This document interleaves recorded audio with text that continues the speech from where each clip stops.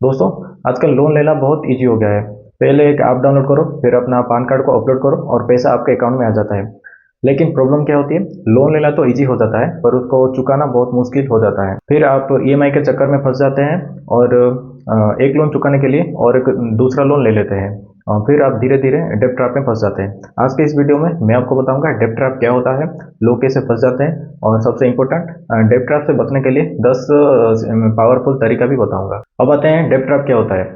अगर आपका इनकम का एक बड़ा हिस्सा ईएमआई और इंटरेस्ट देने में चला जाए और आप प्रिंसिपल अमाउंट को कम ही नहीं कर पा रहे हो तो इसको बोलते हैं डेब्ट ट्रैप। एग्जाम्पल, आपने 50,000 का लोन लिया है और इंटरेस्ट हाई है और ईएमआई 5,000 पर मंथ है। आप ईएमआई भी पे कर रहे हैं पर अमाउंट कम ही नहीं हो रहा है।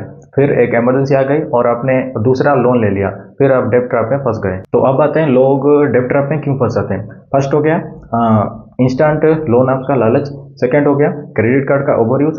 थर्ड हो गया शो ऑफ लाइफस्टाइल। और फोर्थ हो गया इमरजेंसी फंड का ना होना। और फिफ्थ हो गया फाइनेंशियल प्लानिंग का ना होना। अब आते हैं डेब्ट ट्रैप से बचने के लिए 10 पावरफुल तरीका। फर्स्ट हो गया लोन लेने से पहले ये 3 सवाल अपने आप से पूछो। फर्स्ट हो गया क्या ये मुझे ज़रूरी है। और सेकंड हो गया क्या बिना लोन के ये मैं मैनेज कर सकता हूँ। और थर्ड हो गया क्या मेरी इनकम ईएमआई को कंफर्टेबली हैंडल कर सकता है या नहीं।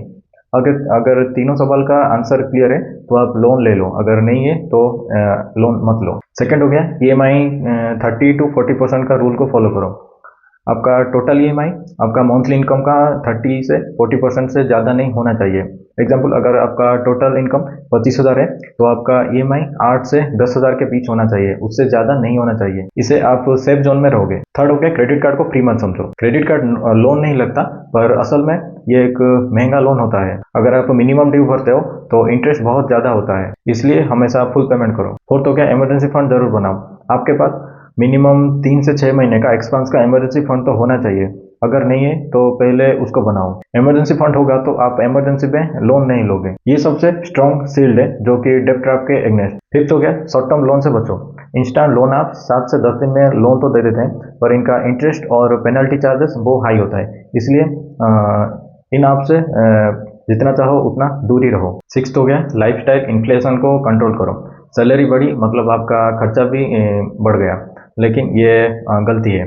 सैलरी बढ़ी तो आपको सेविंग भी बढ़ाना चाहिए और आपका इन्वेस्टिंग को भी बढ़ाना चाहिए। फिर आप अपनी लाइफ को धीरे धीरे इंप्रूव कर सकते हैं। सेवेंथ हो गया एक लोन चुकाने के लिए दूसरा लोन मत लो। ये सबसे बड़ा ट्रैप है।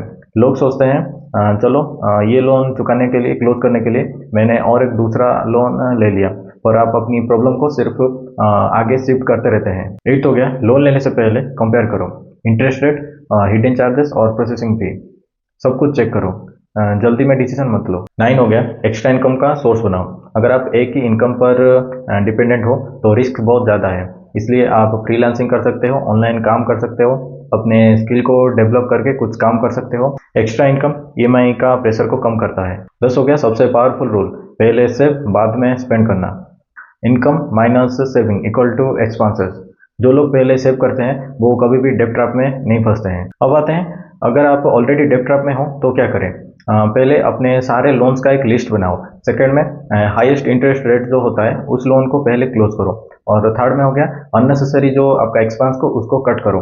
और फोर्थ हो गया अपने फाइनेंशियल डिसिप्लिन को बनाओ। फिफ्थ हो गया एक्स्ट्रा इनकम पर फोकस करो। और सबसे इंपॉर्टेंट पैनिक मत करो। डेब्ट से बाहर निकलना पॉसिबल है, बस सिर्फ प्लान और पेशेंस चाहिए।